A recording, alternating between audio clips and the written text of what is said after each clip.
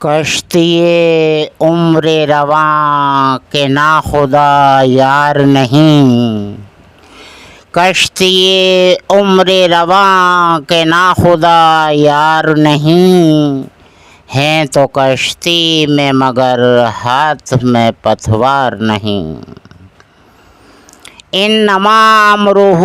گر ہو جائے اس میں اعظم، انما امرہ گر ہو جائے اس میں اعظم،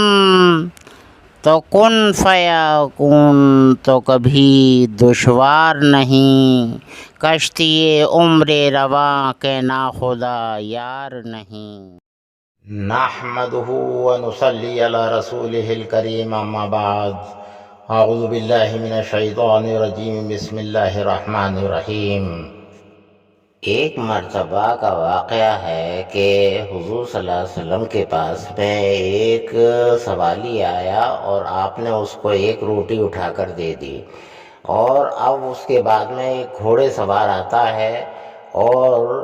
وہ سوال کرتا ہے کہ میں بھوکا ہوں، تو آپ اس کو باقاعدہ اس کے ہاتھ پاؤں منہ وغیرہ سب دھلواتے ہیں اور دسترخوان لگاتے ہیں۔ خوان لگانے کے بعد میں اس کو پیٹ بھر کھانا کھلا کے روانہ کرتے ہیں۔ جو صحابی اس وقت موجود، تو وہ صحابی نے کہا کہ یا رسول اللہ، وہ جو سوالی آیا تھا تو اس کو تو آپ نے ایک روٹی اٹھا کر دے دی، اور یہ جو گھوڑے سوار آیا تھا اس کو آپ نے پیٹ بھر کھانا کھلایا، دسترخوان لگایا، ہاتھ پیر وغیرہ سب دھلائے، یہ کیا ہے یہ؟ بولے کہ ایسا ہے کہ وہ سوالی جو تھا وہ 10 گھر جا کر اپنا سوال پورے کر لیتا، لیکن یہ جو گھوڑے سوار تھا یہ ضرورت مند تھا، یہ ضرورت مند تھا، تو لہٰذا یہ ہے کہ اس کی ضرورت کو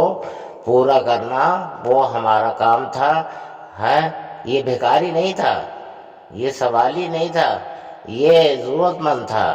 یہ مسافر تھا۔ مسافر کا سوال جو ہے ہمیں پورا کرنا ضروری ہے، تو لہٰذا یہ ہے کہ ہم ضرورت مند کی ضرورت کو دیکھیں، اور سوالی تو در در